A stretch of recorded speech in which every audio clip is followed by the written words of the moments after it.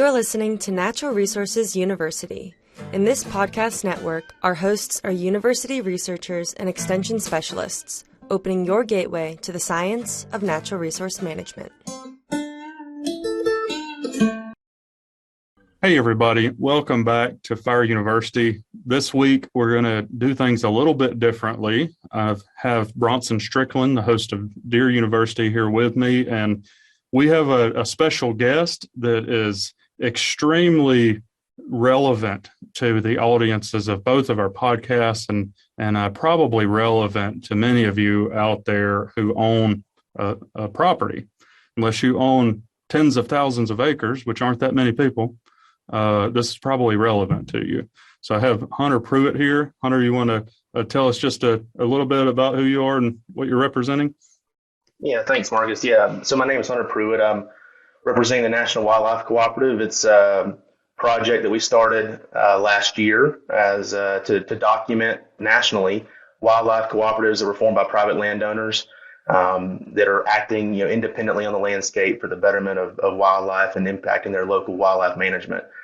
So it's a pleasure to join you here today and get to talk about some private landowner wildlife management and how we can document and impact these co-ops that are happening right now across the landscape. Very cool. So, Bronson, how often do you talk to people or get the feedback from somebody that their major problem or one of their top problems is their neighbor? Yeah, if people are honest, that's usually not something someone leads with. But if you end up with a conversation and they start kind of opening up, there's usually always a zinger at the end of the conversation is my dadgum neighbor, and all the issues associated with that. So I guess, Marcus, I would throw in here to further justification for the need of this is some people may hear this and go, blah, blah, blah, you're talking about cooperatives again, but it is just that important. It is just that relative, and it transcends so many different issues. It's not just about deer management or buck management. It goes into so many different levels because when you're managing wildlife, most every critter we adore, manage, and chase roams over more than 300 acres, which is kind of the typical, at least in the Southeast, landholding size. Mm-hmm. And so if you want to, people are asking, what's the next step? What's the next level? This is one of those next steps that you can get return on investment, tangible return on investment by cooperating with your neighbors. Yeah, I think that's a good point. Most of the species that we care about and a lot of the things that we're managing land for are often operating at a scale larger than we control. So definitely an important point. That also kind of makes another point that I think is important is we really, at least me, I typically think of cooperatives pretty much exclusively for deer management, just like, with several landowners getting together, and maybe some of the really good or really early examples of those working well are from deer. But Hunter, what exactly is a cooperative, and can that be applied outside of just deer management, and maybe how? Yeah, no, for sure. So like you said, a lot of the early examples were all mainly around deer management because they used it as a tool to get around, some of the hurdles with early quality deer management and even into trophy deer management so that you could work with your neighbor, get past the boundaries of my neighbor shooting all the 2.5-year-old, 3.5-year-old bucks that we're trying to save. And so that was some of the early documented examples, like you mentioned.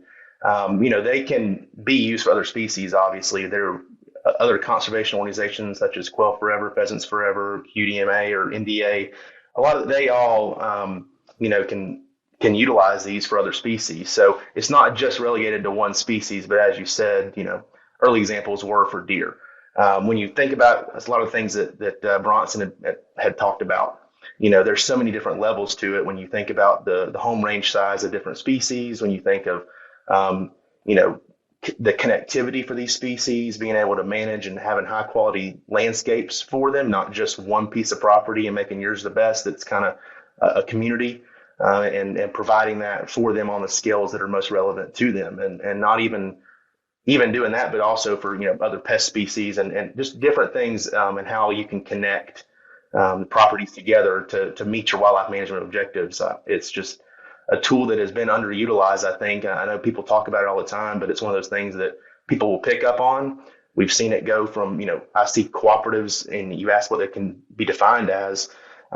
Simply, it's just one or more property owners working together. I mean, as simple as two landowners that are 40 acres each, that could be managing 80 acres, and it could be, two landowners that both have 1,000. So there's no scale, criteria that it has to be at, but just being able to work across property boundaries. Most of them that we see are probably in the 3,000 to 5,000 acre range, with some of the larger ones going upwards of 10 to 20,000 acres, and some of the smaller ones being, less than 1,000. So that there is no cookie cutter. They all are formed differently and act differently, but they can, a lot of the same management objectives apply for them across the board. Yeah, I think, to me, thinking about it from a deer management standpoint is pretty easy to conceptualize, but I'm almost exclusively, when it comes to mind for me, thinking about it in terms of harvest management.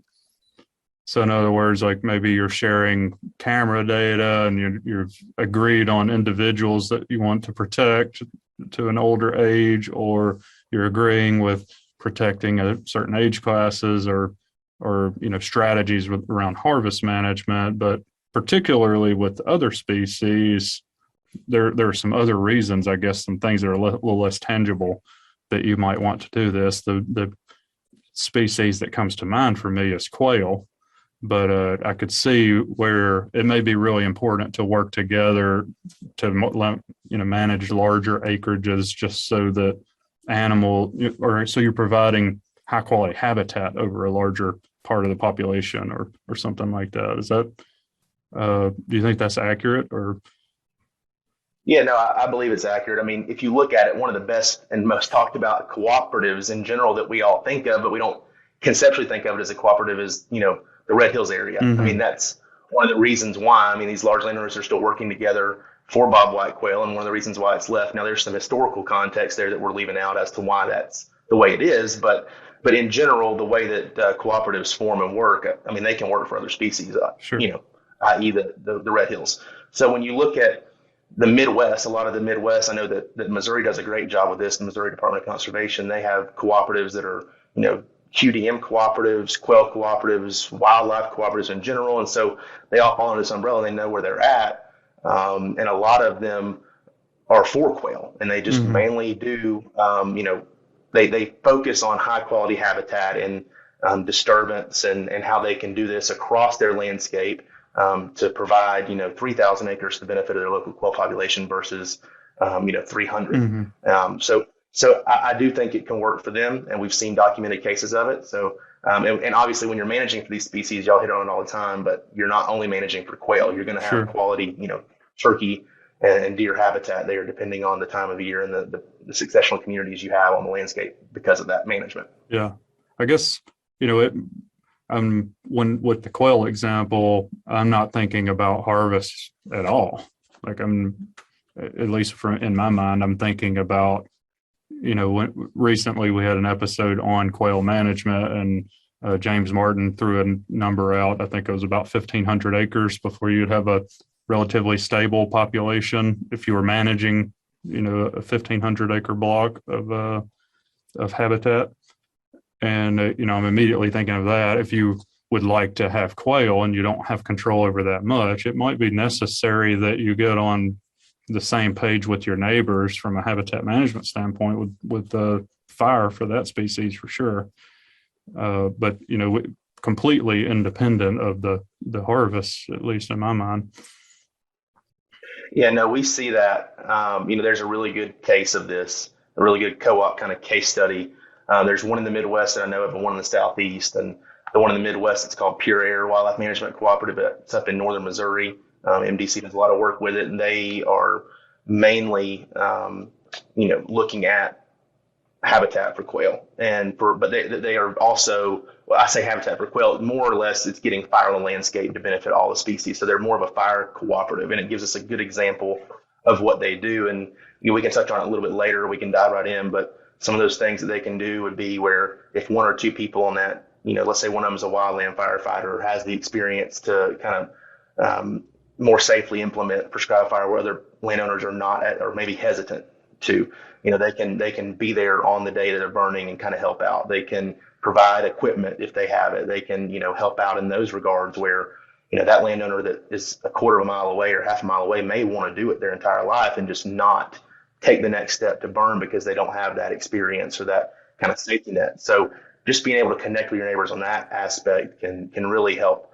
And then you look at the Southeast, we got one that, when you're that example, it's down in Hawkinsville, Georgia. They burn quite a bit of their landscape, and it's mainly a deer cooperative, but they love quail at the same time, so they're managing for both. But in that case, it was where one landowner that was part of the cooperative had a lot of experience, and that just kind of fed where there was like, I want my land to look like that. I want to be able to have quail, and so they kind of started building that relationship where it broke down some of the boundaries of, oh, this may not be for me, where they can go visit while that person's burning and see that it's safe, and they can see how they're doing it, and it's happening right across the property boundary. So it gives them some form of safety net to know like, hey, this is doable on my land right here across the boundary. Yeah, that's a good point. Hunter, why do you think there are certainly cases of people not being involved in cooperatives just because they're not aware of it, or maybe they don't see the need for it, or so forth? But I'm sure with your experience, you may have encountered some people that just have a bona fide reluctance to do it. For some reason, they have some misgiving about sharing data, cooperating, everyone telling their story and what they want to do together. Do you have any recommendations in that regard of maybe some success stories of a particular landowner or landowners or leaseholders, et cetera? They didn't want to be involved, but after someone like you shared the message, that they got on board. And any information that maybe we can help people be more proactive about how to tell the story and get more people engaged? Yeah, so there's 2 points there that I think we can hit on with what you're bringing up. The first being the problem of, let's say you go to a landowner and they are reluctant to be a part of a cooperative. Usually in that case, you can tell them all the great things about it. They may still shoot you down. What I like to do is I like to think about it as the social network for that community. So if the other neighbors may be less reluctant, they jump on board with the co-op, they start seeing success. Well, then that neighbor that is part of that community that knows everybody else can then see that, hey, 7 or 8 of my neighbors are all kind of buying in. They like what they're seeing. Maybe I'm a little less reluctant. So more of, not as much peer pressure, but more of, hey, my whole community is doing it. We're all benefiting from it. And over the course of a year, 2 years, maybe 5 years, they then buy in and those walls get broken down. So it may not be overnight, snap your fingers, hey, I want to join. It may be one of those things that takes time. So I think the second part of what you mentioned there, Bronson, is, people that they're on the landscape that want to be part of a cooperative. They just don't know they exist or how to form one. So one of the main reasons why we formed the National Wildlife Cooperative and went nationally with this project is to where we could identify cooperatives, we could provide the contacts that were needed. And then if somebody was interested in forming a cooperative or joining a cooperative, let's say in a certain county or region, they could come to us and say, hey, I'm interested. If you have somebody else in my area that's interested, please put me in contact with them. So, you can rely on personal connections. You can rely on, community involvement and maybe your DNR or local conservation organization, but being able to have a national, overview of what people are interested in, contacts, that really can help grow these cooperatives for people that want to form one that may not have one near them, and people that inquire about it that may have one 3 miles on the road and have no idea it exists. So documenting them from both sides of that and forming them really is one of the main reasons why we formed National Wildlife Cooperative, to help with these cooperatives and have that database, which it not only does it help the landowner, it helps, people like yourself. I mean, if you have let's say you have a CWD outbreak in Mississippi and you want to help, get testing done, or, you want to get fire on the landscape like yourself, Marcus, you have these connections and you have the network in place to easily and effectively, implement some kind of conservation decision on, between 3,000 and 10,000 acres. It's in all aspects, it makes sense for conservation. Yeah, that does make a lot of sense. And I could certainly see where this could benefit the average landowner that hasn't been able to get fire on the ground for one reason or another, joining up with your neighbors to share resources and share objectives and ideas and effort, I guess, I could see where that could go a long way. And another thing, I mean, how nice would it be, just thinking about it from as a private landowner, how nice would it be to be doing things with your neighbors instead of to compete with your neighbors, right? So like we hear about it all the time. Maybe people are feeding, or they establish food plots, or they've reluctantly started managing timber and forest and fire management because they're trying to compete with their neighbors so that they don't get all of their animals, right? So this is sort of turning that around, where now we're cooperating with our neighbors to benefit everybody and have more high quality animals, or whatever your objective is. So, man, that seems like a refreshing change in the way that you're viewing your relationship with your neighbors. I'll just tag on there, Marcus. One thing that's maybe some people don't think about is that with all the GPS collar studies we see now relative to deer management and so forth, and you know, so many people focus on, you know, the fall and hunting season, that it's kind of a static. That's where the deer's hanging out. That's where it's going to be. Why would I care if my neighbor has good habitat during the warm season or during the growing season? You got to think these bucks are going to be hanging out during the summertime, most likely on another property, on a neighbor's property. We got example after example where they may be spending the summer 10 miles away from you and come to your place. So if you even want to think selfishly about it, you're going to have better deer more likely when your neighbors also have better habitat quality. Everyone is going to benefit from that. Yeah, and that's completely, you know, separate, I guess, from the, you know, making sure that you're in alignment with your animals you want to harvest. Yeah. Some of the examples you guys have been putting on social media are jaw dropping. Yeah. I mean, it's that, you know, an individual will hang out for 6 or 7 months, like you said, miles away from where it is this fall. And then, you know, I'm one of the people, I'm sitting there looking at my camera images, you know, it's like, oh man, this is a great animal. Look at this. I can't wait for bow season. And the reality is he might be in another county. Yeah. Or in our case, he swims swims the Mississippi River and hangs out in another state for deer season. Yeah. Yeah. Well, you guys are just weird. Yeah. You're deer. Maybe so. Yeah, I think that's a good point. And while you probably aren't going to put miles or counties worth of area together in a co-op, you know, most of the deer, I think we could safely say, are going to use multiple land ownerships. Yeah, absolutely. Even though you have some more rare examples that might be extreme, almost all of the deer are going to use multiple land ownerships. Yeah. So, I mean, just for example, I've got a couple examples off the top of my head. I mean, I actually helped form a co-op on my parents' farm when I was growing up, and we've seen the success of that. It's almost at 2,000 acres and it started on 30 acres. But we have one buck that we've seen for four or 5 years now, from 2013 to now, almost pretty much.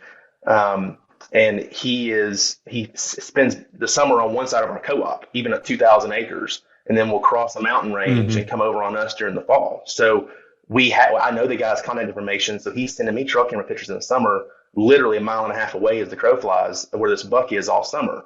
And it's nice to know, hey, he didn't die from some kind of disease. He didn't get shot, you know, in the late season when he moved off of us. I know I'm probably going to be able to hunt him this year. So all those kind of things are you know, things people don't think about. You know, they're tangible, people don't realize. And then you got some co-ops. We have one co-op that's that just enrolled with us. It's about 23,000 acres.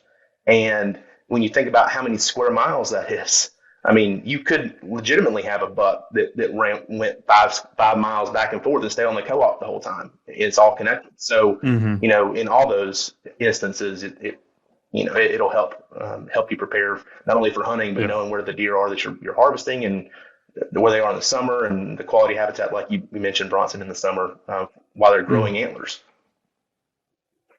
Yeah. So Bronson's deer are swimming rivers and your deer are crossing mountains. I I wonder if what they're doing here. I don't know. They're just trying to avoid alligators, I guess. Crossing the swamp. Yeah, our listeners, they don't like to swim around here, that's for sure. I guess our listeners will let us know what their deer are doing here in Florida. So, some other real practical, these are really good big picture topics. Of course, we stand behind them because they're true. But if you're still not sold on that aspect of it, of sharing data, like with buck management or something like that, let's even think about some dollars and cents. Some very practical things are cooperatives regarding managing your food plots. And in terms of cooperating with your neighbor, that you can amass the amount of acreage to justify bulk lime and a lime spreader coming out. Instead of just doing, if it's a small property and, hey, we just have 2 acres, doesn't really make sense financially, to bring in. Well, now you work with a couple neighbors and you're going to do 20 acres. And so your costs are going to go down. You might even move into the realm of bulk fertilizers based on soil tests and neighbors. And so you really can get into some cost savings. And then another issue, at least in the South, we're dealing with, unfortunately, is so many people are dealing with wild pigs and pig management. And these, quote, smart traps really are smart. They really are effective. They really are a time saver, but they really are expensive. And that's just the fact of the matter. You got to pay for this technology. It really does work, but it does cost. Totally understand when someone says, I can't, me or my club, we just can't come up with $7,500 for one of these smart traps. What a great example for 2 reasons. Number one, you can't manage pigs on 300 acres. You need to get it at the scale of thousands of acres to be effective. How about let's spread the cost of a smart trap and spread the labor, that's involved with doing that, with dealing with pig carcasses, putting up the traps, moving them around, establishing bait stations, etc. Work together and you can really accomplish something more than you can do yourself. And now it's going to cost you less money. So just some really dollars and cents examples of where this makes sense to cooperate. Yeah.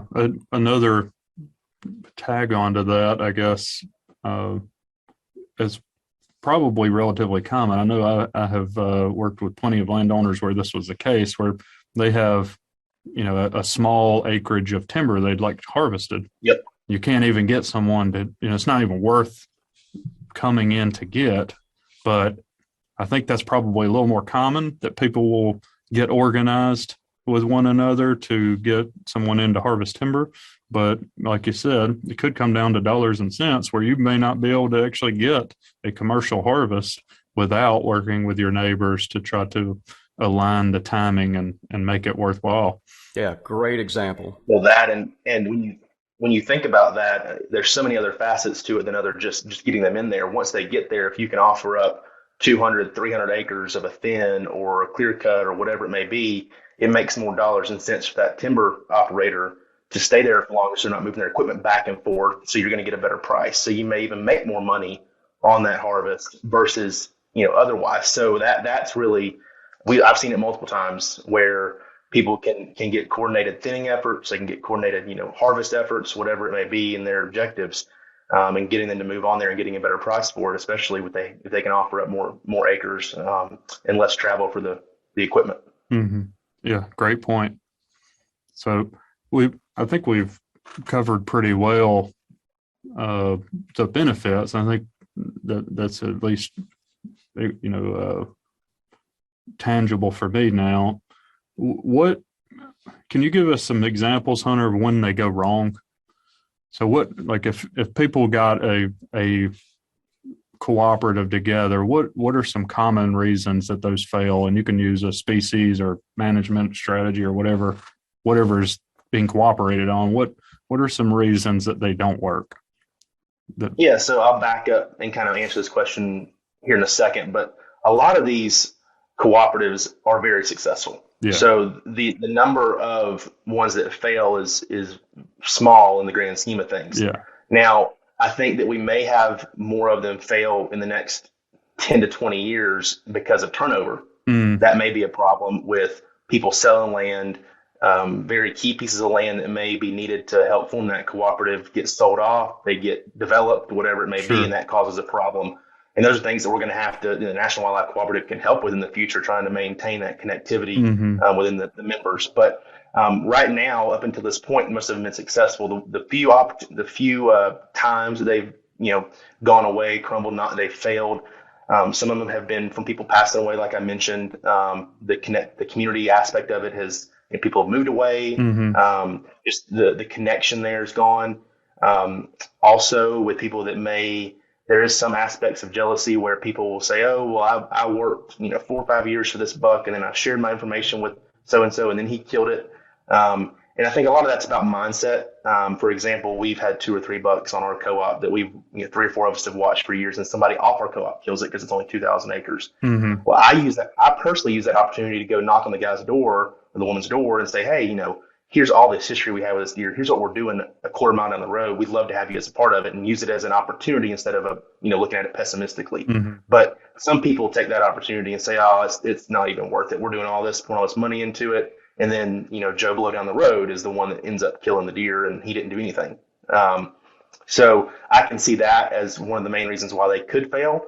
I do think that a lot of them are extremely successful. And a lot of the research we did, we looked at 45 co-ops across the U.S. back during my master's at the University of Georgia. And we looked at these for Fish and Wildlife Service mainly to see, could they use them to implement conservation large scale for, landscape conservation. And 70, like once they became a member of the co-op, 78% of them or 76% of them were more satisfied than they were previously. So in most instances, these cooperatives are building satisfaction and not, digressing into, going away. But in those few instances, I could see those being some of the problems. Yeah, I guess the one that sticks in my head, then just to give an example, is the jealousy or the competitiveness. Especially if it's only, maybe one member of the co-op or something, but that's something that I stress, I guess, when I'm working with landowners that are interested in doing this, is the sharing data and making sure you're transparent about that is really important, especially in when you're managing a species like a deer, and you have individuals even that you're trying to protect or harvest or whatever. But the one that everyone wants to hide from each other, that giant elite class deer is the one that needs to be shared the most in terms of transparent about, because that individual is going to be the accident. Like, even if you're all trying to, get these elite deer or whatever, I'm just using one example, but I think it's an easy one to conceptualize. That elite animal that everybody wants to hide from each other is the one that they need to share, because it's the one that's going to get killed at 2.5 instead of making it to the age restriction on accident. And sharing that information is really important, but it's instinctual that everybody wants to sort of hide that information. I think, to me, that's something that's really important in this, is that you have to be transparent with one another and really share your information together so that you can all benefit from it, whether you're managing deer or whatever. Understanding what your neighbors are doing in all aspects is an important part. And you have to fight that urge of jealousy or competitiveness, I guess. Along with that, Marcus, I think we need to, and I think this is kind of, we talk about the stages and growth of a hunter, over their lifetime. I think there's also growth stages with management. And I think a good example might be, congratulations to the hunter that harvested that buck you're talking about. Hopefully not 2.5 years old, hopefully 4.5 or greater, but yeah. Congratulations to that person. They had a wonderful experience. How about also congratulations to the cooperative that grew that buck? And everyone should take some satisfaction that you have a collective habitat area that buck wants to spend time on. You all did that. And if you do it long enough, the numbers show you're going to be that hunter at some point too that's going to be the benefactor of that. Yeah, yeah. So you got to think a little bigger. Yeah, exactly. I think there's one big co-op in South Georgia, and I mean, this is a perfect example of what you're saying there, Bronson. I mean, it's the one that's at 23,000 acres, and they're able to really fine tune their deer management and look at on an individual scale, like Marcus is saying, and they have multiple bucks that are reaching their 150s, 160s, and they had one that reached all the way up into the 190s, and it's like everybody in the community knew about this deer. And they were all trying to harvest it, and they were sharing pictures, and it kind of, it's kind of counterintuitive, but they were able to all come together. They kind of kept it a secret within their co-op that was working together, and they were able to grow a deer of that caliber in an area that may not ever see a deer that big again, at least in the near future. And at the same time, they were able to all come together at the end of it and take a picture together. Right. And, 10 or 15 of them are together with this deer, and they all shared, one person pulled the trigger, but they all shared in the growth of that deer. So I think that, seeing that and then being able to bring that to their co-op meeting once that deer is, went to taxidermist and came back, and bringing that back and having it at meetings and knowing there's a shared collective of accomplishment. I think that's really one way that cooperatives can grow. And like you said, you can harvest. You might be on the losing end of that for 4 out of 5 years, and then on that 5th year, you're the one that gets the opportunity at that mature deer that you've been after, and the other guys in the co-op may not. So it'll come back around, and that's what we like to talk about.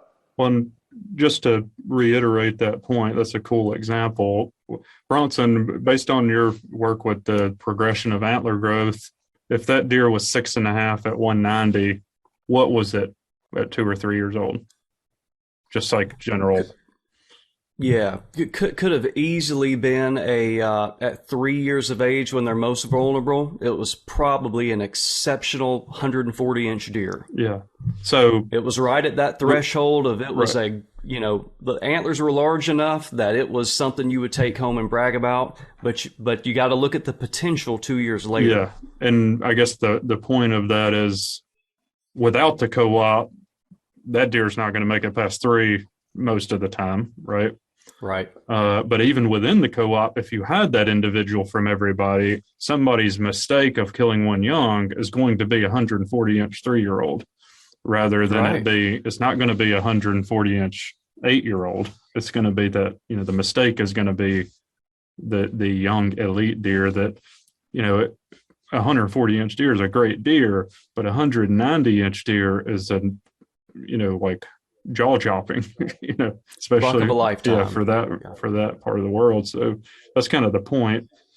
And to connect this back, I guess, more directly to land management and fire management, when you're putting these kinds of cooperatives together, do you have some good examples, Hunter? I know you gave the one up in the Midwest. Do you have some good examples, and then the Red Hills, I guess, of people that have successfully come together and put together a really large fire management cooperative?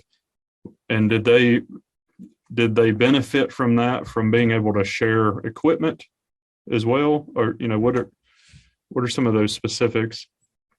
I'll go back to, first I'll talk about the one that I think I've already mentioned there in Missouri, but that one, the way they formed it, and I know the guy that's over it, he works hand in hand with Missouri Department of Conservation in a lot of regards, but they actually have a secretary, they have positions, which this does not have to happen on all co-ops. Every one of them is different, they're kind of handshake agreements, but they have it set up where there's a treasurer and, kind of a president, vice president, kind of point of contact. And everybody on this cooperative will put in, X amount of dollars, basically either their land size or membership for the year, and then they can go in and cooperatively buy equipment. Oh. So they can go in and buy, let's say, drip torches or a no-till drill or whatever, and then, everybody is owner in that, so they form their own LLC and did all their stuff they needed to do to be able to kind of have that work out there in their area, and they've seen really good success from it. And then not only that, but they also have some extra money left over. So let's say somebody that's not on the co-op says, hey, I saw Jim down the road was burning. I'd love to burn, but I have no idea. they can then offer up the opportunity to go burn on a neighbor's land, and say, hey, we have the funds to do this, or they can pay a little bit into that fund to help them create more revenue for habitat management equipment. So those are other opportunities there that I could see with established cooperatives that are, very fire centric, that can help a landscape. So, actual fire cooperatives are not as common, where it's, fire is the lead into the reason the cooperative is formed. But when you take an example like deer or quail or turkey, a game species that's charismatic, people care about, get everybody working together in that aspect. And then when one landowner starts implementing fire, you're going to see that, spread across the landscape. So that's a lot of the examples that I have are where people started implementing fire and it's caught on across the boundary onto somebody else's property, not literally, but figuratively, and been able to grow fire use across a designated landscape. Now, the Red Hills is a great example, which that's really what I was just mentioning with quail. I mean, they realized that this was a way of managing for quail. So really it's species driven. And that's kind of one of the ways why we believe that the National Wildlife Cooperative and being able to form cooperatives based on these species is so important, because you can take people that may not want to or have any desire for fire right now, get them involved in the landscape, get them involved in their community, and in 5 to 10 years, they may be the ones that are connecting a landscape through active habitat management that they never would have in the past. Yeah. So that's really interesting. When you were talking about it, and you talked about focusing on species, we've talked about deer, quail, pigs. Are there other species that I'm not thinking about that people do this for? Do you have other examples of species, or are those the ones that are kind of driving? The vast majority is deer. As we said at the beginning of the podcast, I mean, that's what the historical examples have been. It kind of makes the most sense when it comes to harvest, and when you see the transition of national harvest, it makes sense when people are trying to combine their acreages. I've seen them for quail. I've seen them for turkeys. It mainly is just what that the landowner that's spearheading the effort. What species are they most involved with? Because it takes effort on the landscape that's volunteer, that is not usually driven by a government or a DNR. I mean, a lot of these, I think that's what really kind of surprised me to some degree. I mean, we had 8 co-ops in Georgia that were involved, and I don't even know if a single one of them was involved with the state at that point. So this is happening all across the landscape, whether it's Arkansas or Kentucky or wherever, and they may not have any affiliation with an NGO or a government entity. They're just doing it on their own time voluntarily. So a lot of that comes back to your question of, what species is kind of driving it, and what are we seeing? It's mainly what the landowner is wanting. So that's one of the real benefits of this, is it leaves it open to interpretation. The landowner can kind of spearhead their desires, and then it helps them from a selfish standpoint, but it's also a communal, effort that's going to end up helping everybody. So there's buy-in, there is incentives to it that may not be monetary, from a government or from an NGO or whatever. So that's really the big plus here. Yeah, I could see that. I had to set up when you mentioned turkeys, and as an avid turkey hunter and someone who interacts with a lot of active, avid turkey hunters, it's hard for me to imagine a cooperative built on turkeys, like as protective. I mean, that's one of the things, right, that everybody says about turkey hunters is they're just going to lie to you about where they're hearing gobbling or whatever. So I'm curious, when you're thinking about these different species with quail, it makes sense to me that if you don't get your landowners together and involved at a pretty large scale, you're probably not going to have quail, right? Or at least not a huntable level. So that makes sense. And then with deer management, that makes a lot of sense, because you may have individuals, even you may be getting really specific on how you're trying to manage the harvest, at least. But what about something like turkeys? How would that benefit all come from just collective habitat management, or are there other ways that people would benefit for turkey management or a species like that? Yep. So I think you're dancing all around there. obviously from a habitat standpoint, that's the biggest key. I mean, but what are you going to do? I mean, there's not really, you can have handshake agreements that, hey, we may not be, let's tailor our harvest towards, mature birds. Let's say, no jakes, whatever that may be as their goal. They can also collectively keep track of harvest on their co-op, so that from year to year they can see, what does our harvest look like? Is it up this year? Is it down this year? What are our trends? Or our habitat? Is our habitat management making an impact? Also on a per acre basis. If our co-op's at 1,200 acres and we killed 12 toms, then it's 100 acres per tom this year versus the next year where we killed double that, or whatever it is. So all those metrics can come into it. A lot of the cooperatives, like I said earlier, are usually deer, quail, or habitat focused, and then turkeys come in as part of that. Yeah. So very few of them are actually, nail on the head. Here, we're doing this. This is for turkeys, but it's very feasible, and I've seen it done. So I think that's a lot of these are formed as wildlife management cooperatives, and that's kind of why we went with the name National Wildlife Cooperative, and not National QDM Cooperative or Quail Cooperative. Or, so when you think about the turkey side of things, it's more of a harvest records, making sure there's adequate habitat there for survival and growth, but also nesting and maybe some kind of coordinated predator management, whatever that may be on that area. And that's kind of what Bronson talked about earlier with pigs. When you look at these species that can be, you might not be making an impact on a small acreage, whether you're trapping or harvesting. And obviously within the research, we realized that, this is, trapping is not nearly as effective as once thought or conceptually thought. So when you can coordinate that effort across a larger landscape, that's when you can really actually maybe start seeing some impact, and also the labor being divvied up, like you mentioned.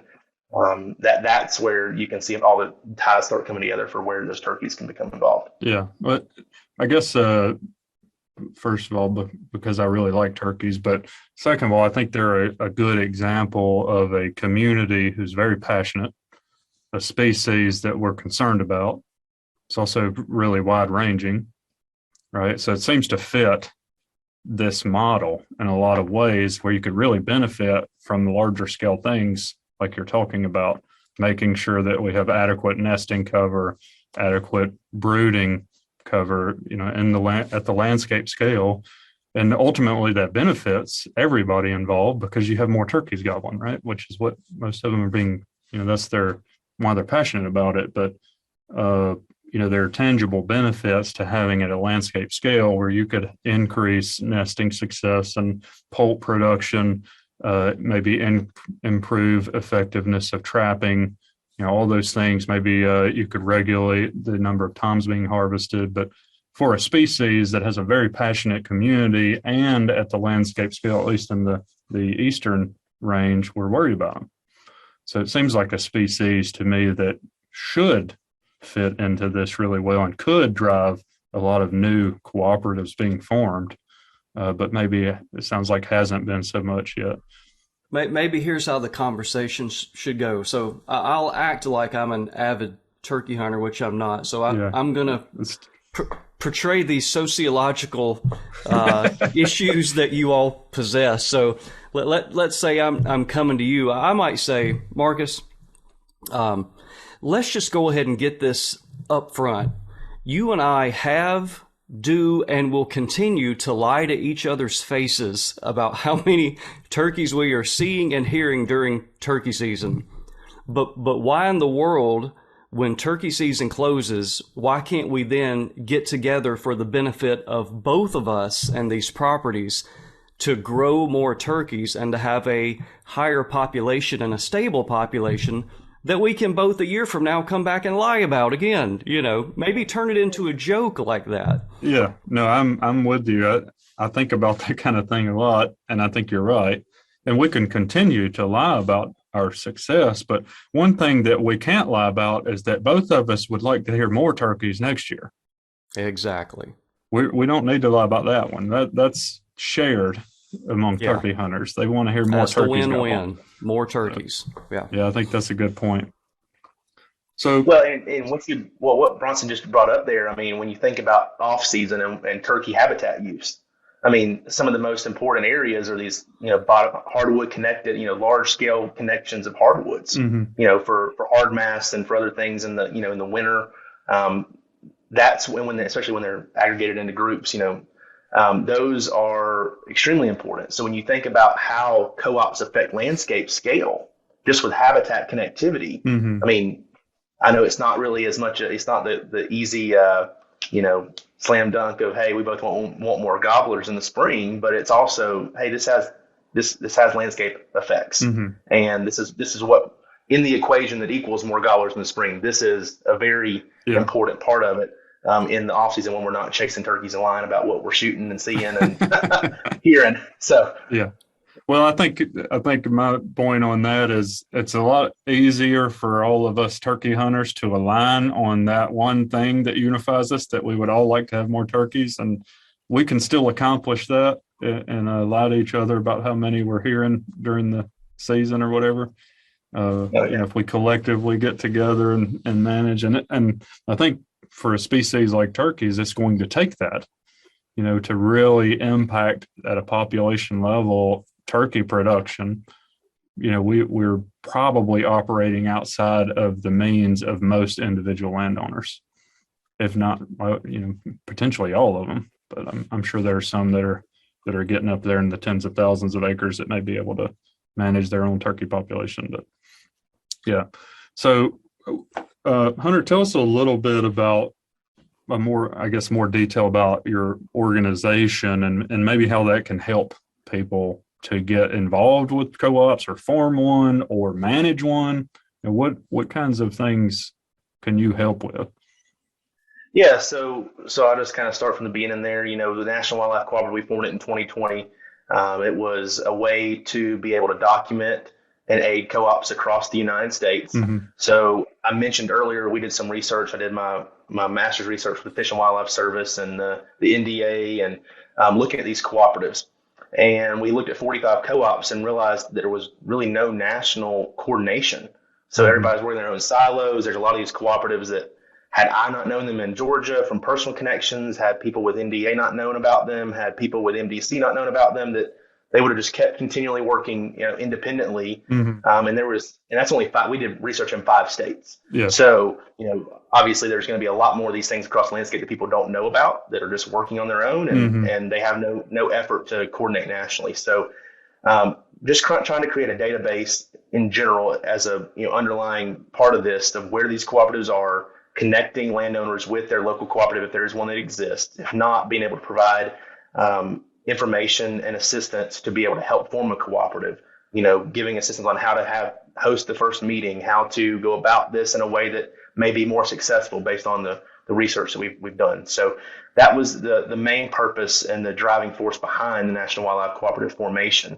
And from that, we looked at, how can we aid them? That's through co-op centric materials, through articles that may be about wild turkeys, but they show, what's the importance to a cooperative. So every part of that article may not be about, specifically a cooperative, maybe about an article about a management style or type or topic, but it relates back to how it can impact that cooperative. We have things that can go back, like we just came out with a co-op guide that was digital to be able to kind of go step by step on the process of what to think through when you're forming a cooperative.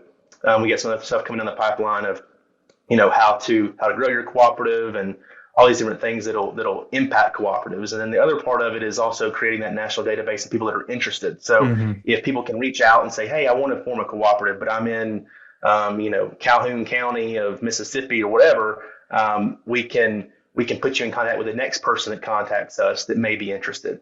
So a lot of people that contact us already have 1,000 acres. Some of the bigger landowners, some of them may have 100 acres, but you could easily form a co-op, in that county, or at least talk with your neighbor, be in touch with the person that's interested in it, and then go from there and figure out what's best for you. The best part about the National Wildlife Cooperative is there is no dues.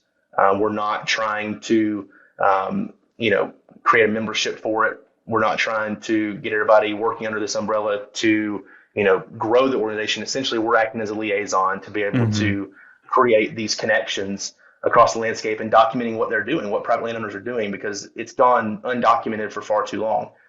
When you look at, people talk about this and they say, oh, well, I have a 2,000 acre co-op or a 20,000 acre co-op. Well, they're not working with a lot of these, established entities, whether it be, government, local, whatever. So being able to bring them all under one umbrella and say, hey, here's what they're doing, connect them nationally with any coordinated conservation effort, whether it be for CWD or for species of concern or for maybe turkey decline or whatever that is, you can then connect them locally and do a concerted kind of regional effort. Per se, if a DNR or an NGO comes to us and says, hey, we'd love to work with these co-ops and do X, Y, or Z, we can. And that's established. Those networks are established nationwide. Mm-hmm. Very cool. So that was most of my questions about this. I think there's some obvious benefits, and it seems like these are taking off, and they're certainly needed. Bronson, do you think that the deer community is going to be the ambassador of this? Are you seeing them growing in that community? Yeah, I guess I don't have a number I can put on that, but certainly over the years, I think more and more people are reaching out to their neighbors, and educationally, I think the point has been made and people understand that if you want big bucks, plain and simple, there's a lot of other facets to it, but bottom line, if you want big bucks, you got to have older bucks. Mm-hmm.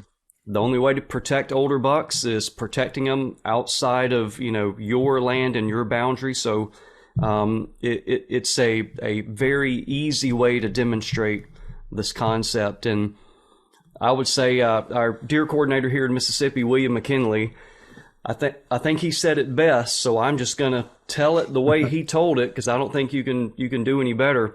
One of the best, cheapest return on investments for deer management is $7 for a pack of hot dogs that you put on the grill and invite your neighbor over, and you talk about what your collective desires are and how you can work together. Yeah. And I thought that was perfect. Creating a sense of community and shared interest and shared accomplishments. Yeah. When it's all over. Yeah, that's a really interesting way to think about it, and how refreshing. That's a right? good William McKinley way to describe it. Yeah, and instead of this competitive resentment, I guess for your neighbors, maybe you could build a community that you can have cookouts together and right. Share information and share that that bond with your neighbors that you share with your family often when you're getting involved in doing this sort of thing. So you can see that could be really refreshing, and I hope for the sake of the resource that it catches on in many areas. I really appreciate your efforts, Hunter, in trying to help make that happen. I can see a lot of benefits, not just for the game species that are often driving decision making on a lot of these properties, but like you said, to begin with, it's not benefiting habitat for one of these species may have an umbrella effect on many species, some of which are imperiled in the system, even that are non-game species, and ultimately getting more active habitat management, more fire on the ground, may take efforts like this to get people involved. Yeah, for sure. And I think piggybacking on what Bronson and William said there, I talk about it quite often at these meetings, when you're feeding 60 to 80 people, mm-hmm. I can spend $200 or $300 on the next best trail camera or the cell camera and impact, and maybe I see one big buck, but I just, impacted 20,000 acres on $200. And so it's the same logic there with what William was saying. And I think it's really important. And that's one of the reasons why I think I don't know if I mentioned it yet or not, but we're going to be launching the co-op fund here in October. To be able to provide assistance for these landowners that may want to host a co-op meeting. So they can apply for, let's say, $200 to be able to feed their community and be able to, host at a community center, to be able to do these things and put it on. So the financial burden's no longer there, so they can help form them. And what we'll be doing is we're going to be selling actually a T-shirt that has a deer on it. So it kind of perfect here with what Bronson said, but it's you'll see it on our social media outlets, and we will definitely push that. But if you buy the T-shirt, 100% of the proceeds go to this fund that will go back to actually impacting local on-the-ground conservation with neighbors for co-ops, and then that'll help document them and also help grow co-ops across the U.S. So I encourage everybody to look at that and, donate to it, and you get a free T-shirt essentially if you donate to it. So so it kind of hits on what you're talking about there. That's an awesome idea and opportunity. Buy a T-shirt or donate and receive a T-shirt, and all of the proceeds go into a fund that people can then apply to support a cookout or whatever. That pack of hot dogs, as Bronson said, you can or actually venison burgers. Get some assistance. Yeah, exactly. That I would prefer the venison burger myself, or a turkey burger. Whoa, come on now. Even that. Yeah. Hunter, how can people, if somebody has a specific question or they got a story they'd like to tell you, can folks reach out to you, or do you have a website people can contact you? Yep. So we have a website. The website is www.nationalwildlifecoop.com. And on that website, we have an email listed there, but it's nationalwildlifecooperative@gmail.com. You can send us anything that you may have questions about, inquire about, your co-op or getting your co-op listed with us, documented, how we may be able to help. And then if you don't have a co-op, but you're interested in forming one, reach out and say, hey, I'm in this county, this area, we have this many acres. Next person you get that's, within 30 minutes of me, put me in touch with them, and we will do that. So we're going to have a list on the website of people that are interested. We're not going to share any sensitive information. So I know that in the past, for our co-ops that are documented, we have a national map, and that national map essentially has a pin on the closest city, downtown city square. It does not say, here's the acres that are on this co-op, because I know a lot of people are worried about, hey, I don't want to get this information out of the world of where we're managing, for high quality, whether it be under QDM practices or for quail or whatever. You don't want to put a pin on the map where all the goblin turkeys are? Is that? Yeah, in essence. So that way, just let us know what county, how many acres your co-op is, closest city, year established, those kind of just general idea things, and we'll document it, put people in contact with you if you already have one formed that may want to join. And if you don't have one formed, we'll put you in contact with the next person that is interested as well. So that's the way to contact us. We have social media, Instagram, Facebook. I think Instagram is at National Wildlife Cooperative. Both Instagram and Facebook are the same. And we'd be happy to, send us a direct message or whatever, and you can get in touch with us anyway. Yeah, and I see a lot of the information you guys share is really good. I see it on social media often. We'll provide links to all these things for folks that are interested in the show notes. So if you want to get in contact or follow one of these sites or whatever, we'll have that information available to everybody. But yeah, well, I think this was a good conversation to have, and I know that it's needed, and it's been successful in many cases, and I think it can only increase in success and ultimately positively influence the resource in many ways. And I know I've certainly been trying to think of ways to get the turkey community together on this same kind of idea. So really glad to have you on here. I appreciate you coming, Hunter. And Bronson, I don't know how you got the password to get in, but I'm glad, I guess, that you made it. So I hacked your site, Marcus, and got in. I would not be denied. Yeah. Hey, Hunter, thanks for your time. I think it's a great organization. It's a great idea. Thanks. This will largely be thankless, the number of hours you're going to devote for the good of the wildlife and hunting and conservation community. So want to thank you up front for your time and effort, devotion to this endeavor. We appreciate it. Yeah, certainly do. Yeah, thanks, guys. Thanks for having me. I mean, just being able to get the word out there is really important.